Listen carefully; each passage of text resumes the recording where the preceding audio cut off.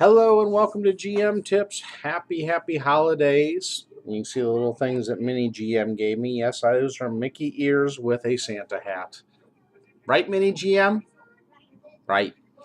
Dad must wear these things, otherwise it is not festive. So you get to hear this whole cast with ears. Yeah, gotta love being a dad. So, today's topic, getting right in and taking the advice of one of my viewers who said, Rick, don't give so many kudos and attaboys at the beginning, otherwise you'll lose us all. Good point. So I'll go right to the topic. We're going to talk about descriptions and using descriptions in role-playing for either dungeons, cities, characters, situations, just descriptive language in general. Why is descriptive language important? Well, think about it. There are several ways that you can really, as a GM, go at your role play. And ask yourself which one has a little bit more allure to you of these two descriptions. You enter a room, it's a 10 by 10 room with a 10-foot ceiling. It has a fountain in it and a chest at the end of it. As you enter the room, you can see through your dim torchlit light that the room has a very average size. You're thinking maybe 10 foot by 10 foot. There's some moss that grows on the walls, and the moss leads you to this fountain of what looks to be tepid water. It has a soft glow to it coming from the water, maybe from the lichen that's within. And from that soft glow, you can see what you think to be is the outline of a chest sitting next to it. As you look around the room, the soft sound of the water lapping at the side of the pool draws you and invites you to come view. Which description draws you more? And that's really the thing. When you are storytelling, when you are as a GM or DM truly describing things to your players, the more description, the more colorful the description, the more you draw them to a focal point in that room or in that area or in that city. So, another one with the city. You enter a large city. It's a metropolis. There are walls on the outside and a gate that leads you in, and outside the gate stand two guardsmen, and there's a line of people waiting to get in. Description number one.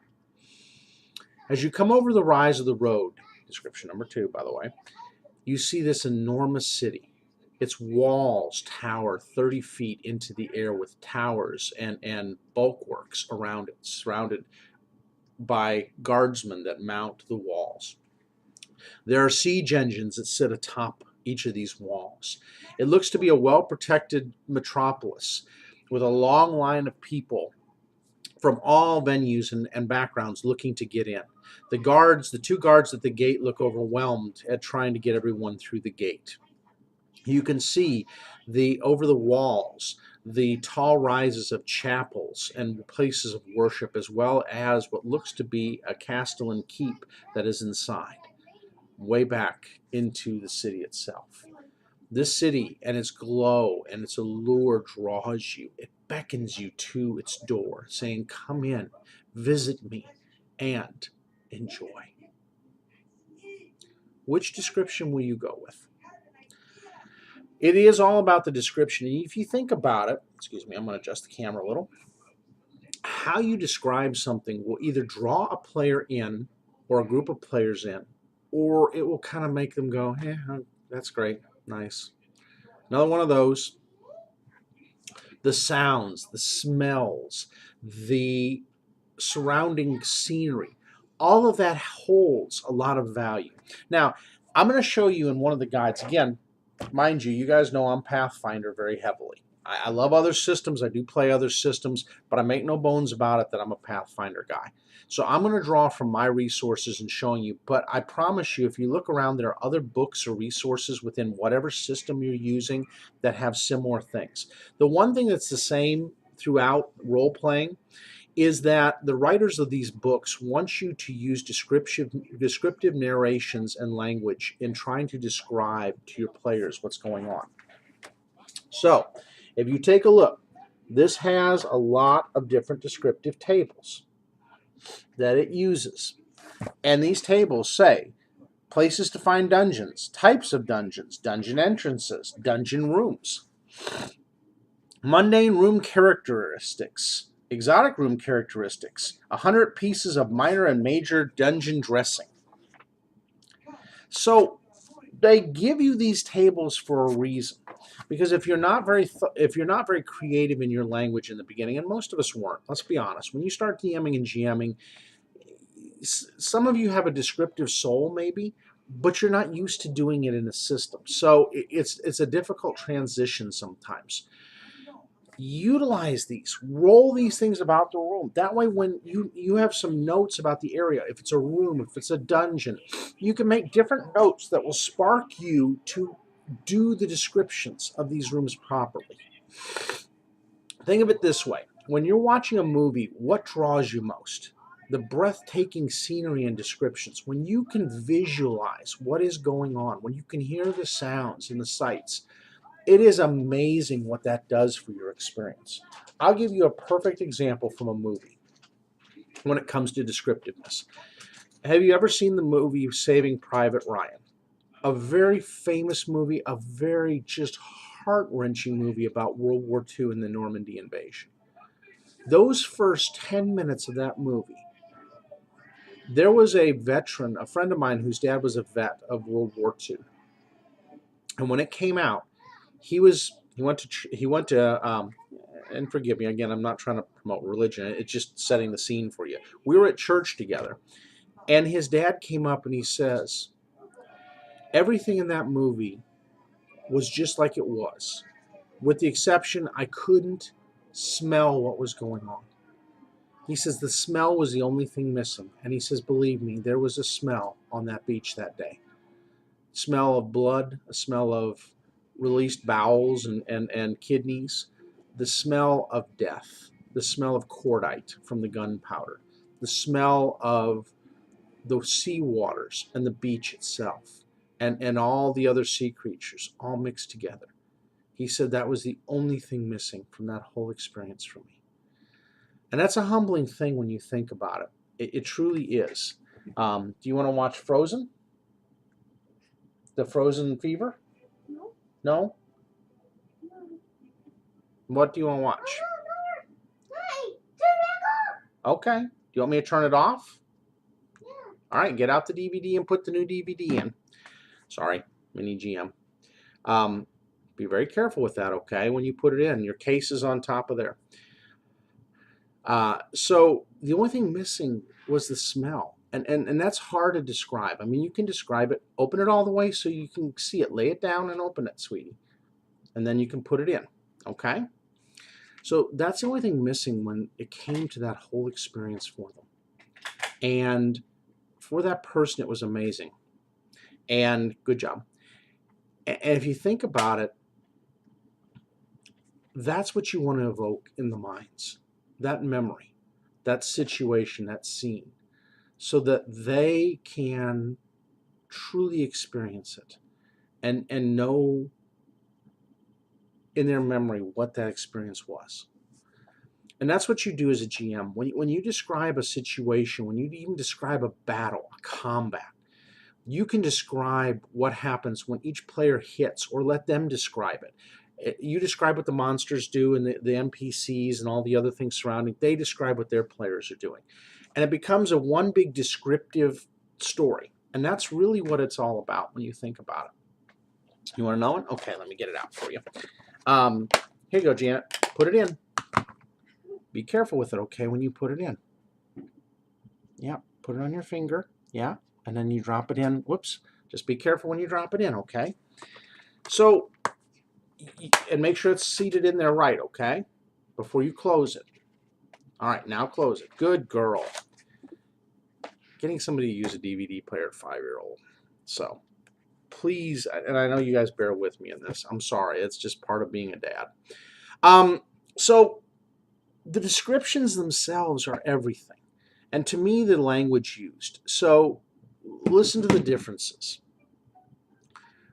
You hit the monster with your sword in its arm, and blood flies. Aim for the creature's arm, and as you do, you make a singular curvature motion coming through and slicing deep into its forearm, leaving a gouge that bleeds and fountains red blood everywhere into the room. See the difference? One is like, okay, yeah, I hit it. The other's like, whoa, okay, I didn't know I hit it so amazingly. And that's really what it is. At the end of the day, you have to look at what can you do to describe something in a unique way. Descriptive stories, descriptive narrations, especially, and I give it to people who podcast, they have to do this. If there's not a lot of description, you really can't draw your people into your podcast. They're not drawn in by the situation. Whereas if you use a lot of descriptors and language with descriptions in it, the people are drawn deeply in to the story itself. So, some couple things that I would say to you. Write down a list of descriptive words. That's the first thing. If you're not used to them, think of all different types of descriptive words that you can use, and you can separate these by situation and get used to some of these words and descriptions. Start using them in sentences when you're talking until you build up that vocabulary of descriptive language. Part of it's the delivery. If you're not used to talking in a group of people, sit in front of your mirror and try different deliveries and see how you look and sound when you do them. We do it for public speaking. Why not do it for game mastering? What you're trying to do is get used to intonations and how your face looks and what you convey to your players. So, shock, anger, humor. You see the different facial features of mine? I can look into my cam recording here and see my facial expressions. And see, you got to smile once in a while. You got to, if you're joyful, let the smile come out. If you're angry, get angry with people. Those facial features to them show a lot, and it draws them in too. And the more that you are excited about your story and what you're describing to them, the more excited they become. Now, again, you're going to lose some players, so you got to be careful. In some of your descriptions, you got to say, what is the attention span of my party? If their attention span is not more than 2 minutes, then keep the description brief but colorful, okay? If your party likes the more verbose descriptions, then take 3 or 4 minutes and do them, because it gives them a chance to be verbose too. As long as everybody's okay with it, it's not a big problem. But again, adapting it to your players, and that's the second thing. You got to adapt it to your party. Not every party is going to enjoy it the same way. I know, for instance, in our party, we've got a player that loves more in the combat. Now, combat descriptions, he loves. Side descriptions outside of it, he's like, yeah, get to the point. Where I've got other players who are very intent and they're taking notes. You got to find that balance and strike that balance to where you're not annoying the one player, but you're not cutting it short for your other players who really care about those descriptions. You can really draw people into your adventures that way. Again, try as much as possible not to read from the boxed areas. I love the boxed areas, like for instance, in this, you can see they have boxed areas, and I'll show you an example of a boxed area in here. Okay, so you can see a boxed area right there where my finger is. That's fine. And if you're doing it while you're looking at your party and you glance down, glance up, glance down, that's fine. But give it your own flair. I would say before the day or the morning of, go through the major encounters and read through those boxes, because what you're going to do is get your mind set on that situation. And then you don't need that box. Then you can put your twist and description on it. I know, again, the writers do a great job. Don't get me wrong. The writers of these modules and of the adventure paths and of all this do some tremendous jobs in writing their descriptions and taking the time. And I don't want to belittle that and say, don't do it at all. But the gist of GMing and DMing is that you're not reading all the time. You cannot read all the time. If you do, you're going to lose players. You just will. They're going to get tired and go, oh my God, another reading. Whereas you're using your own word, you're into it, you're plugged in, you're describing it to them. Different, very different. And it's me that way for me as a player. When a GM is totally into it and describing things to me in vivid ways, I am just locked and loaded and ready to go. When they're reading, I'm okay with it, but after a while it loses me because I'm like, okay, you're reading a book. That's great. And I can do that on my spare time. So remember that you have to bring it to life for them. You're bringing to life these creatures, these NPCs, these situations, these backgrounds. And yes, homespun gives you that ability to do it a lot more, but you also got to get used to the written material too, because if you don't use a little bit of both, you're really losing out. Both of them will, the written material will spur ideas in you for homebrews, believe me, it does. And it gives you some other great ideas to just launch into. So, make yourself a table if you want, like these, and roll for different descriptions of your rooms. Maybe put a couple highlight notes in there. So, like in a speech, when you're doing a speech, you have a little card where you're putting your notes and your reminder things, and then from there you're building your speech from that. So, from those little boxes of text, maybe what you do is make yourself 10 or 15 cards with the rooms on it, and it just has those little descriptors, and then you go in and you put your own description behind it. It's fine. It's good that you do that, and you'll draw your players. Don't forget to describe sights, smells, feelings, touch, taste. If somebody's drinking a potion, you can feel the potion slide over your tongue, coating it in a cool, effervescent way. It lifts your senses to where you just feel enlightened, and all of a sudden you can see what other people are thinking. See, all those descriptions, now you've given them something that later on, if they try a potion, they can liken it and say, okay, that taste was similar to this. So it's something like this. And players do use that. Believe me, they do. It becomes a clue to some players of what they're drinking. Coffee. The acerbic smell and the earthy smell that comes off of the mug just heightens your senses. And as you let it wash over your tongue, the bittersweet taste lifts your taste buds and sparks you to awareness. You see how different that is than just saying you drink a cup of coffee? Again, you don't have to use it all the time. Pick and choose where you use it. But be descriptive. Use enough description that when you do, your party really and truly is excited about what they're doing. And have a point to it. When you use your descriptions, you're leading the party to a certain way of feeling, thinking, smelling, touching, tasting, deducing. You have a purpose in mind when you're using description. So don't just use description to use description. You have a purpose in where you are spinning this story. Now, again, your players are going to write the story. They always do. But you can control your portion in doing that. So just keep that in mind. So, again, keeping it to the suggestion from that player of try to keep them at about 20 minutes. I'm going to try to keep my GM tips around 20 to 30 minutes. I'm sorry for some of the longer ones. Some of the material has evoked a little bit of longer, but I will do my best, okay? For those of you that I shout out normally, I'm going to cut it a little more shorter here. I will do some of it from now and then. I will say Lore Smith does a great job of coming up with descriptive aids, and he is thinking about a lot of descriptive things in life on how to do things. So if you want to collaborate and just do some descriptive things, Lore Smith is a great guy to get to know on Twitter for that. And there's some other ones like Squeegee, Evil Squeegee, and DM Leviathan, and a few others that are really good when it comes to descriptiveness. Always have somebody in the community you can bounce ideas off of. It's great to do that. I do that with Akeisha a lot. She and I bounce ideas off of each other, and it's a really neat thing. I know Tiny does as well, the Tiny DM. So really have that person you can bounce some thoughts and ideas off of. and really think it out ahead of time and really plan it out. So colorful descriptive language, utilize it.